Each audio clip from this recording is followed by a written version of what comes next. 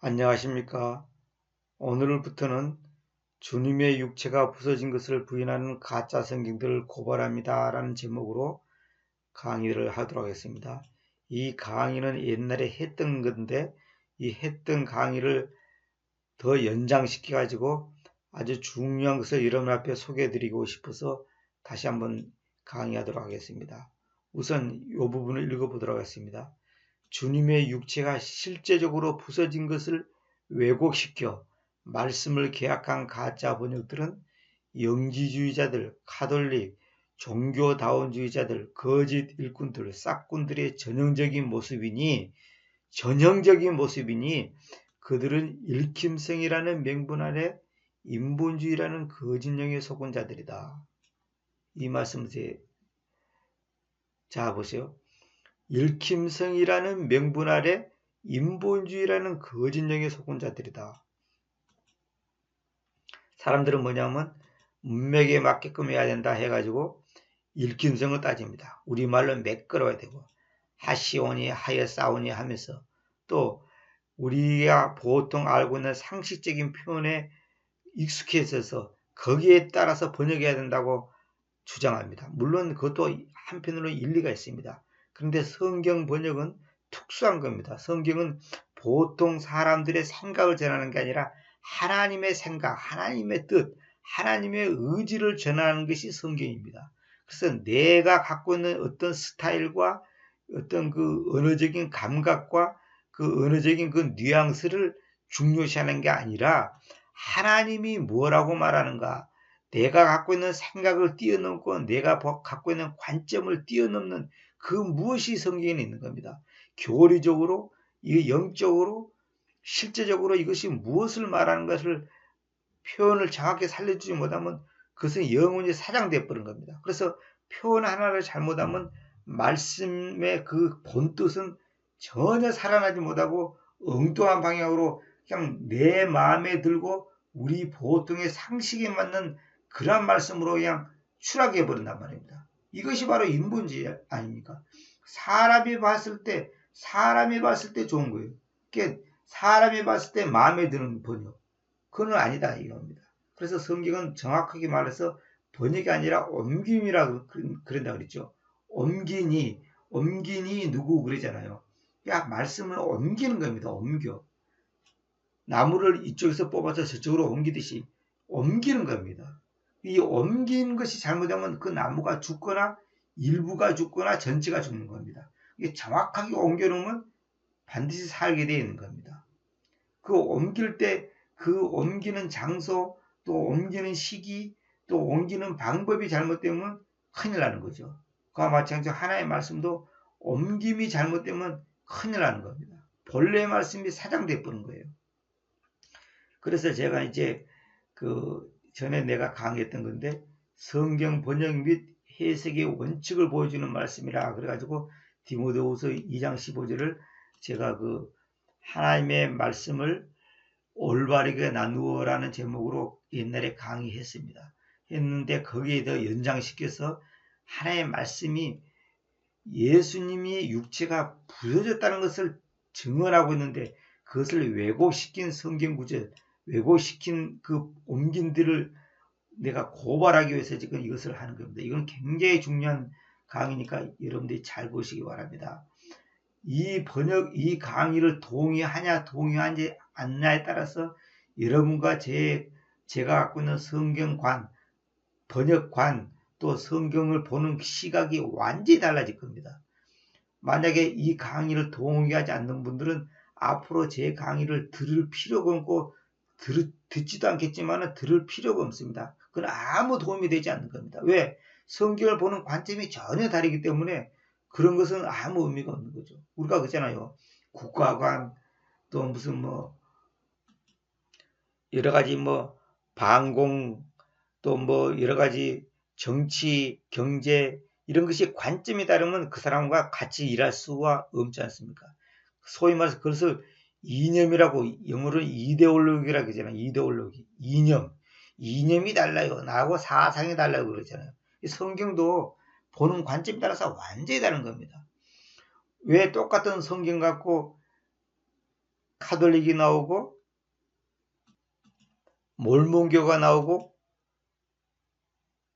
또 통교가 나오고 장로교가 나오고 감리교가 나오고 그럽니까? 그러면 성경 보는 관점이 다르기 때문에 그런 겁니다. 관점이 다르다는 것은 그 사람의 영이 다르다는 거예요. 영의 상태가 다르다는 거죠.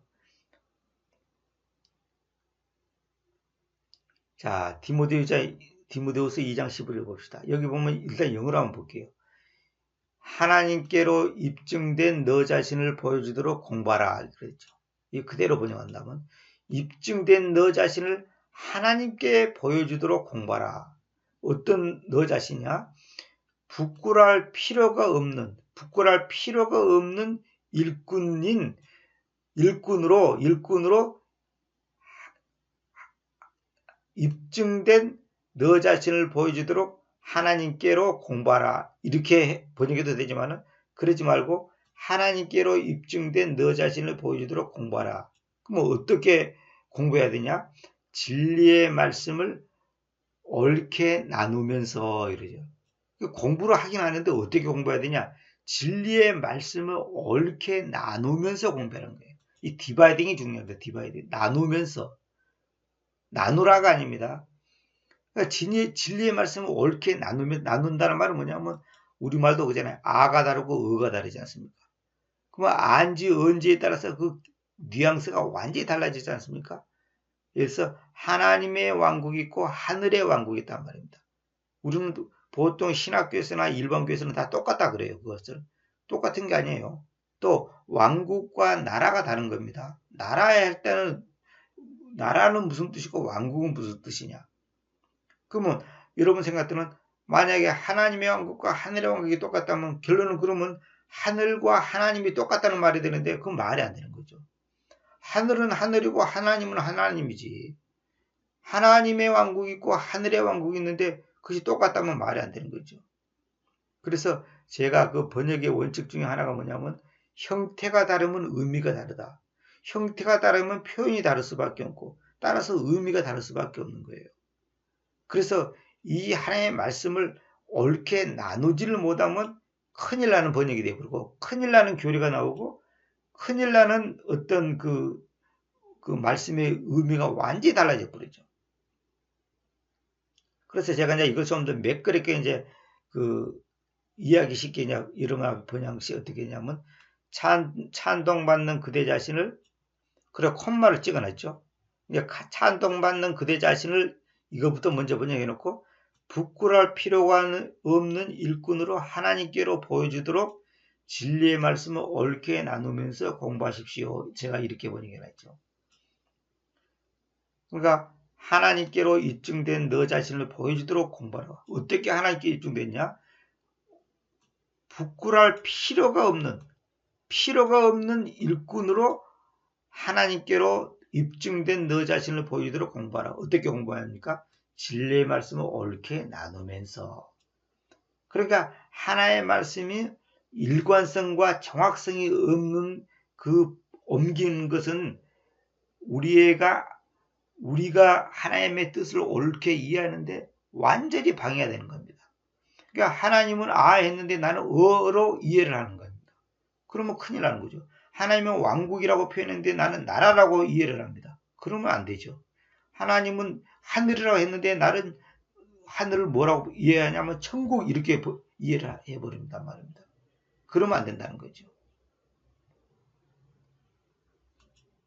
그래서 형태가 다르면 의미가 다르다. 그래서 가능한 한글로도 다르게 표현해야 한다. 제가 그렇게 써놨죠. 형태가 다르면 의미가 다르죠. 그래서 아버지하고 애비하고 형태가 다르지 않습니까? 그러면 그 말이 갖고 있는 뉘앙스가 다르게 되어 있는 거예요.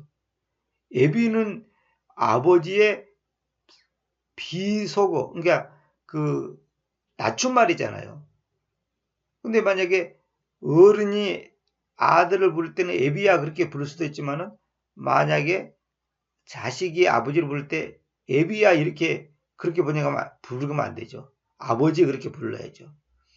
그러니까 이 형태가 다르면 의미가 다르다는 거죠. 저는 이것이 제 성경 번역의 굉장히 중요한 원칙으로 삼고 있습니다. 그래서 성경 번역은 하나의 말씀을 옮긴다는 것은 뭐냐면 교리적으로 맞아야 되고 문자적으로 다시 말해 역사적으로 맞아야 되고 그 다음에 영적으로 그것이 공감을 해야 된단 말입니다. 그렇게 하려면 그 말이 옛유언 다시 말해 구약과 새유언 신약이 일관성 있게 번역되어야 되는 거예요. 그렇지 않으면 큰일 나는 거예요. 큰일 납니다. 물론 예외적인 것도 있고 또 이제 그 다른 면도 없잖아 있죠. 근데 일반적으로 제가 번역해 보니까 99%는 일관성 있게 해야지만이 의미가 살아나고 연결이 됩니다. 자, 근데 개정해 봅시다. 너는 진리의 말씀을 옳게 분별하며 그러죠. 분별하며 그랬죠. 나누면서를 갖다가 분별하라 그랬죠. 이건 잘못된 번역이에요. 부끄러울 것이 없는 부끄러울 필요가 없는 그래야 되는데 부끄러울 것이 없는 일꾼으로 인정된 자로 자신을 하나님 앞에 드리기를 힘쓰라 그러놨죠. 이 번역은 100점 만점에 5점짜리도 안 되는 번역입니다. 봐봐, 공부하라를 갖다 힘쓰라 그러놨죠. 드리기를 힘쓰라. 하나님 앞에 드리기를 힘쓰라가 아니라 입증된 너 자신을 보여주도록 공부하라는 거죠. 공부가 뭡니까? 이 원래 공부라는 우리말의 표현은 중국말로 쿵우입니다. 쿵우. 왜 쿵우 무술 있잖아요. 무술 중에 쿵우라는 무술 있잖아요. 그 쿵우가 한문으로 이 공부라는 단어하고 글자가 똑같은 겁니다. 공부라는 단어하고 단지 우리말로는 공부 이렇게 표현하지만은 중국말로는 쿵우 그러는 거예요. 쿵우. 그러니까 쿵우 무술을 하듯이 하는 것이 공부입니다. 공부라는 것을 그냥 대충 아무렇게 하는 게 아니에요. 그 무술도 원칙이 있잖아요. 기본이 있잖아요. 어떤 그 기본 자세가 있고 기본 그 무술을 닦아가는 그 과정이 있잖아요. 단계가 있지 않습니까? 그와 마찬가지로 이 하나님의 말씀을 공부하는 것도 원칙이 있고 과정이 있고 기본 단계가 있는 거예요. 아무렇게나 하는 게 아니에요. 막 성경을 막 본다고 되는 게 아닙니다. 그래서 얼마 전에 그 TV 보니까 그 영어를 어떻게 하면 잘할 수 있는가를 그 전문가들이 나와서 얘기하는 거 들어보니까 하수들은 어떻게 영어 공부하냐면 회화책을 산다는 거예요. 회화책을 사서 회화를 잘 하면 될 거다는 생각 갖고 있다는 거예요. 그러나 고수들은 어떻게 하냐면 중학교 교과서를 산다는 거예요. 중학교 교과서가 가장 영어의 기초적인 문법과 그 기본적인 그 회화와 기본적인 것을 다 포함하고 있기 때문에 중학교 과정이 튼튼해야 된다는 거예요. 거기에 다 했다는 거예요. 근데 중학교 과정을 뛰어넘어서 회화책만 마냥 외우고 듣고 해서 하겠다는 것은 그 효과 면에서 아주 뒤떨어진다는 거예요. 그 전문가들이 하는 얘기입니다. 그래서 고수들은 중학교 교과서를 택하는데 하수들은 회화책부터 산다는 거예요. 그다음에 회화 테이프라든지 회화로 된 어떤 그 mp3라든지 이런 것부터 산다는 거예요. 그게 아니다는 거죠. 그 마찬가지로 성경도 진리의 말씀을 옳게 나누면서 공부하라는 것. 이게 굉장히 중요합니다. 왜 이것이 중요한가를 제가 입증시키려고 제가 지금부터 강의를 하는 겁니다. 그래서 우리가 말씀을 잘못 배우면 30년 교회 다니고 성경 300번 읽어도 헛다리 짚는 거예요. 엉뚱하게 이해하고 있고 엉뚱하게 알고 있고 엉뚱하게 해석하고 있고 엉뚱하게 적용하고 있고 그러니까 결국은 믿지는 장사라는 거죠. 장사라는 것은 남는 장사를 해야 되는데 믿지는 장사라는 거예요. 성경을 100번 읽어도 성경의 기본도 모르는 사람들이 수두룩합니다. 자기는 감동받았다 은혜받았다 하는데 그것은 자기 생각과 자기 느낌과 자기가 갖고 있는 어떤 인본주의 그 기준에서 보는 거예요. 그러면 큰일 나는 겁니다. 그 내가 성경을 보는 그 각도가 잘못되면 완전히 엉뚱한 소리가 되어버린 거예요. 그래서 왜 똑같은 성경 갖고도 이만희 같은 사람이 나오고 문생미 같은 사람이 나오고 안상호 같은 사람이 나온단 말입니다. 왜? 그 영이 잘못됐기 때문에 잘못된 영의 관점에서 보면 성경이 그렇게 보이는 거예요. 그래서 축복하는 사람들은 성경이 전부 다 축복 얘기로만 보여요. 그럼 병 고침 그걸로 그런 생각 갖고 있는 사람은 성경 말씀이 전부 병 고치는 내용으로 본단 말이에요. 그 다음에 어떤 그 교단의 목회자는 중간계를 믿어요. 중간계. 다시 말하면 연옥을 믿단 말이에요. 그 사람 강의를 내가 2시간을 들어봤는데 성경을 전부 연옥에다가 맞춰서 이해를 합니다. 내가 볼 때는 전혀 그거하고 상관없는 구절인데 뭐 마태복음 어디 누가복음 어디 요한복음 어디 이게 전부 중간계고 중간계를 말한 거다는 거예요. 그게 잘못된 어떤 관점을 가지고 먼저 자기의 생각이 밑바닥에 깔고 보면 완전 성경이 엉뚱해 보는 거예요. 그래서 적용을 잘못하다 보면 결국은 자기가 예수다. 내가 이 시대의 선지자다. 내가 이 시대의 엘리야다. 그 엘리야 선교에 그런 게 있잖아요. 그 박명호 씨 같은 사람. 자기가 이 시대의 엘리야다. 내가 주의 종이다. 문성미 같은 경우는 내가 재림주다. 그렇게 나오는 거예요. 그러니까 성경을 잘못 본다는 것은 뭐냐면 그 영이 잘못된 영이라는 거죠. 다시 말하면 하나님의 영의 인도하심이 아닌 사탄의 영이 인도하심을 받는 거죠. 그래서 성경에 보면 신들이 많이 있다는 표현이 있어요. 그건 무슨 말이냐면 진짜 신이 있다는 게 아니라 가짜 신들이 그리 많이 있다는 것을 말하는 겁니다. 그러니까 우리 개인이 뭐냐면 이 인본주의가 뭐냐면 결국 뭐냐면 내가 신인 거예요. 내 생각, 내 경험, 내 체면, 내 자존심, 내 지식 그것이 기본으로 하는 거예요. 그게 인본주의예요. 그것이 바로 자기가 신이라는 거예요. 결국은 자기가 하나님이에요. 그래서 자기가 갖고 있는 체험과 관점에 따라서 판단하는 거예요. 저한테 많은 사람들이 이메일도 보내고 전화도 하고 찾아오게 되는데 결국은 그 사람들과 대화를 해보면 자기 생각을 밑에 깔고 얘기하는 거예요. 그리고 자기 마음에 안 들면 싫은 거예요. 자기 마음에 들면 또 좋은 거예요. 그러니까 A는 자기 마음에 드니까 받아들이고 B는 자기 마음에 안 드니까 안 받아들인 거예요. 장로교 주시는 장로교 주신 대로, 캐톨릭 주시는 캐톨릭 주신 대로, 감리교 주시는 감리교 주신 대로 각자 자기 생각을 갖고 있는 거예요. 그걸 내려놓고 성경이 뭐라고 말하는가, 베레아 사람처럼 성경이 뭐라고 말하는가 이걸 생각해 봐야 되는데 자기 기본적인 것을 딱 밑에 깔고 얘기하는 거예요. 그러니까 얘기가 안 되는 거예요. 결국 뭐냐면 그들은 성경을 최고로 생각하는 게 아니라 자기 생각, 자기의 경험, 자기가 들은 지식 그것을 안 버리고 그걸 꽉 붙잡고 있단 말입니다. 내가 한편으로 내가 이해를 하죠. 그러나 그것을 언제든지 나는 틀릴 수가 있다. 나도 틀릴 수가 있다. 내가 혹시 잘못 알고 있을 수가 있다. 내가 오해할 수도 있다. 그것을 인정하고 들어가야 된단 말입니다.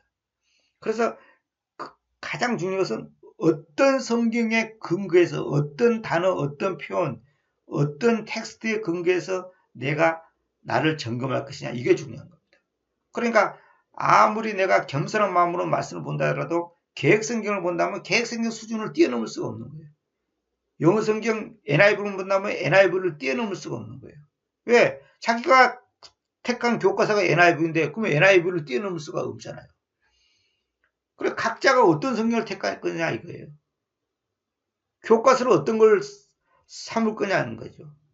이것이 기본입니다. 출발입니다. 출발. 그럼 저는 여러분 앞에 권하고 싶은 것은 반드시 킹제임스 성경을 보시라는 거예요. 킹제임스 성경을 보는 것과 NIV 보는 것은 하늘과 땅입니다. 이거는 제가 수없이 강의 속에서 내가 증명해 드리죠. 저 지금부터 또 내가 증명할 겁니다. 잘 보시기 바랍니다. 출애굽기 12장 5절에 보면 이런 말이 있죠.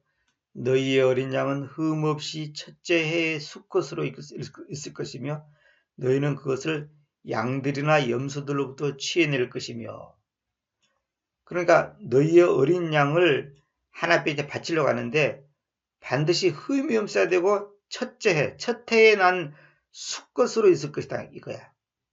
첫 해에 수컷으로 있을 것이며 이 말은 무슨 말이냐면 1살짜리 수컷으로 택하라는 거죠. 너희는 그것을 양들이나 염소들로부터 취해낼 것이며 그러니까 양들이나 염소들을 그 가운데서 그것을 골라내라는 거죠. 너희는 바로 그 달의 14째 날까지 그것을 지켜낼 것이며 이스라엘의 회중의 전체 집회가 저녁나절에 그것을 죽일 것이다. 이건 지금 소위 말해서 유월절이라는 것은 내가 그랬잖아요. 넘어간 잔치라고 그랬죠. 넘어간 잔치. 유월절이라는 말은 정확한 표현이 아닙니다. 그 피스타란 말은 잔치란 뜻이지 절기라는 의미가 아니라고 제가 옛날에 다 강의했던 것인데, 그 달의 14째 날까지 그것을 지켜낼 것이며 이스라엘 회중의 전체 집회가 저녁나절에 그것을 죽일 것이다. 저녁나절.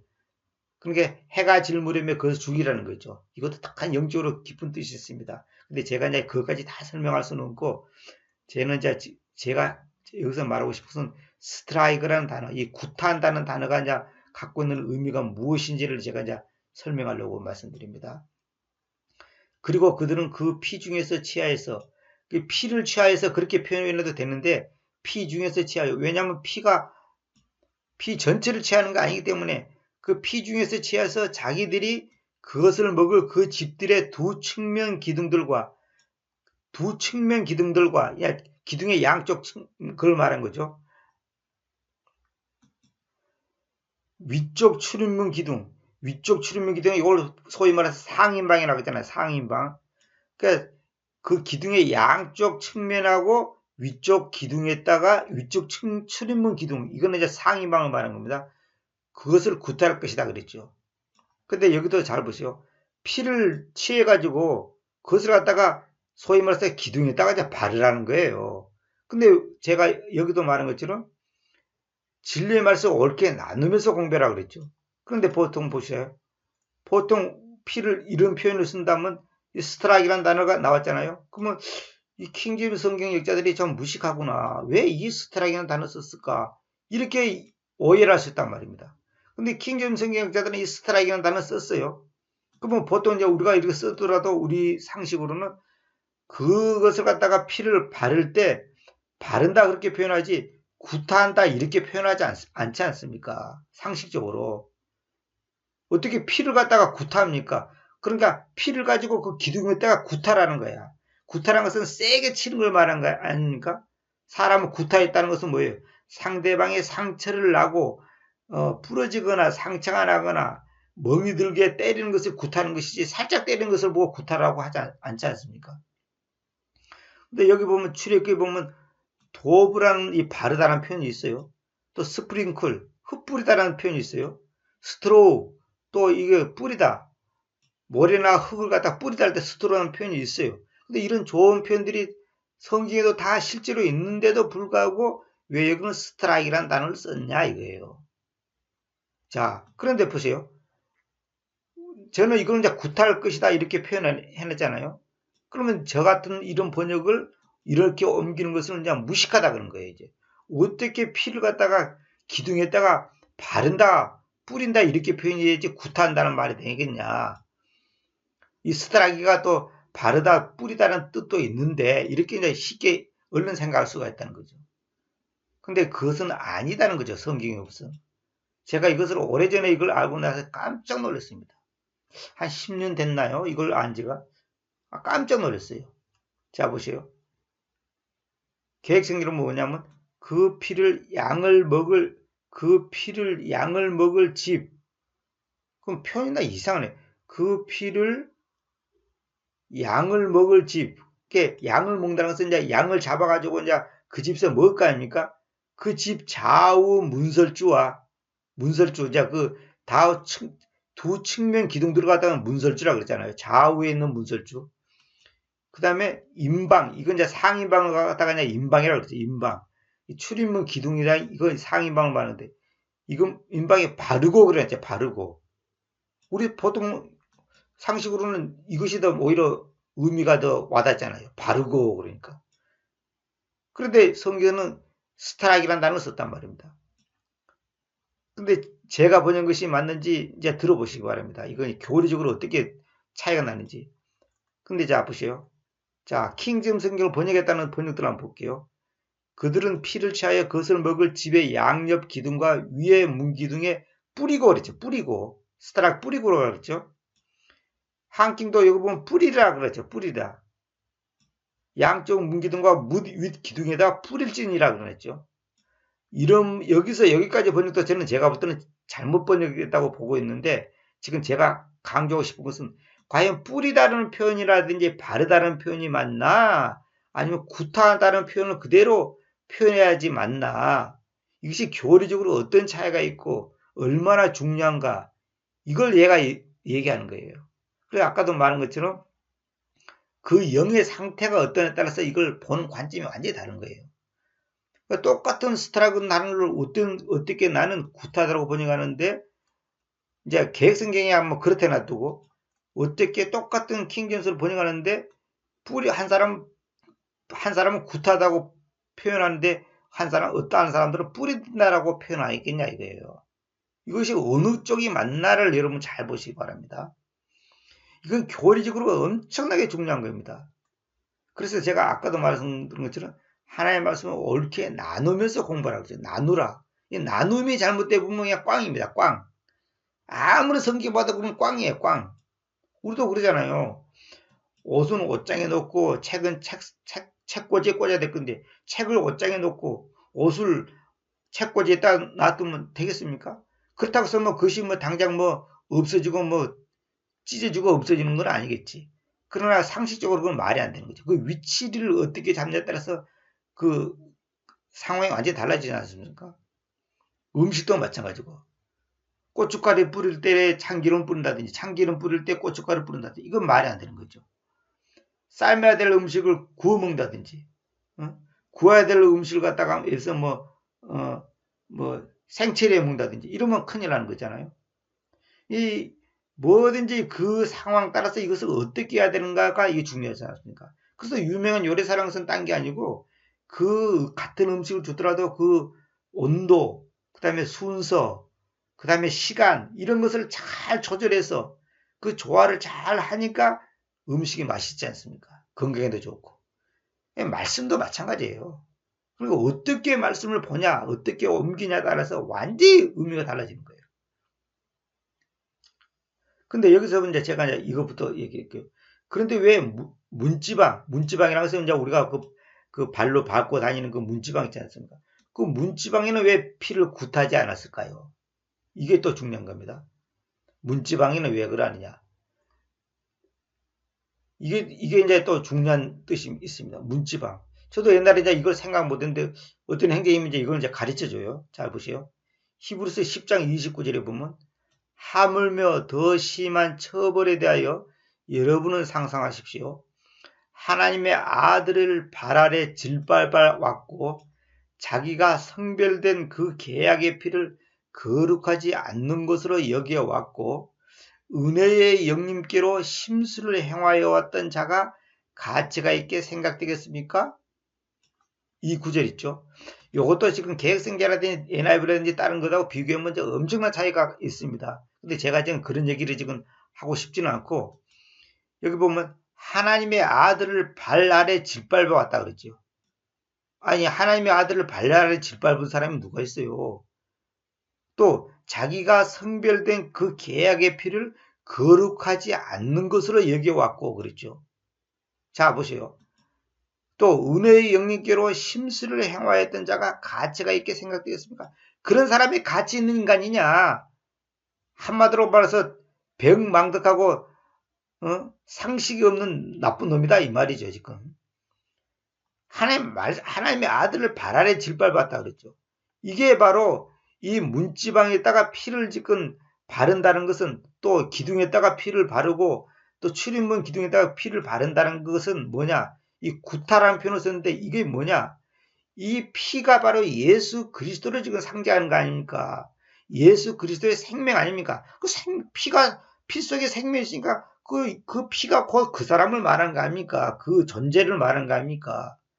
그러니까 피를 바른다는 것은 바로 예수 그리스도의 생명을 바른다는 거예요. 다시 말하면 예수 그리스도가 지켜주니까 마귀가 그 집안의 장자를 죽이지 못하게끔 한다는 거 아닙니까? 이것이 바로 지금 우리의 구원을 지금 예표하는 내용 아닙니까? 지금 성경에 대한 기본 상식이 있는 사람이라면 다 알고 계시잖아요.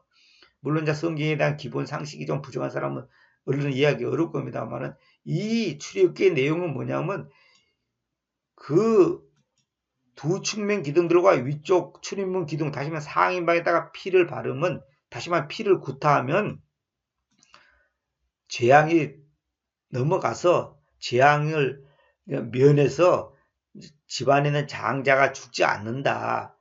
하나님께서 가르치는 방법이지 않습니까? 그 양의 피를 바르는 것은, 양이 뭐니까 예수님을 상징하는 거 아닙니까? 근데 이걸 왜 바르다고 표현하고 구타하다라고 표현하냐 이거죠. 그 다음에 또 한 가지, 왜 문지방에는 피를 바르란 말이 없냐, 문지방에는 피를 구타란 말이 없냐 이거예요.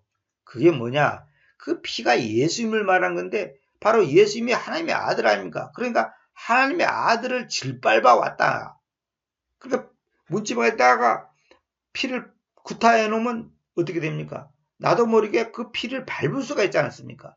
그러면 마치 그는 예수 그리스도를 짓밟는 그런 행위가 된다는 거죠.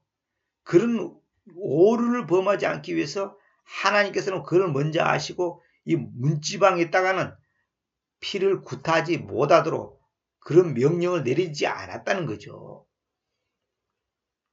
자기가 성별된 그 계약의 피를 거룩하지 않는 것으로 여겨왔다. 이 말은 뭐냐면 그 피를 밟으면 그 계약의 피, 그 보통 언약의 피라고 번역하는데 언약의 피라고 번역하면 안 됩니다. 그 계약의 피를 거룩하지 않는 것으로 여겨왔고 은혜의 영님께로 힘쓰려 행하여 왔던 자가 어찌 가치가 있게 생각되겠습니까? 그럼 그런 사람들은 별 볼 없는 인간이다 그 말이죠. 그러니까 그래서 문지방에다 피를 바르는 것이 아니라는 거죠. 이런 깊은 영적인 뜻이 있다는 거죠. 다시 말하면 문지방에다 피를 구타하지 않는다는 거죠. 그 구타한다는 말을 왜 썼냐? 이게 중요한 겁니다.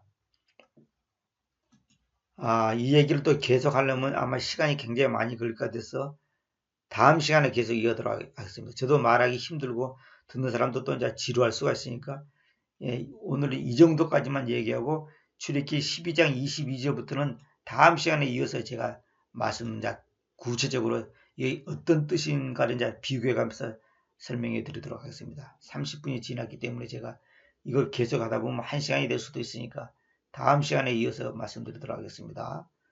감사합니다.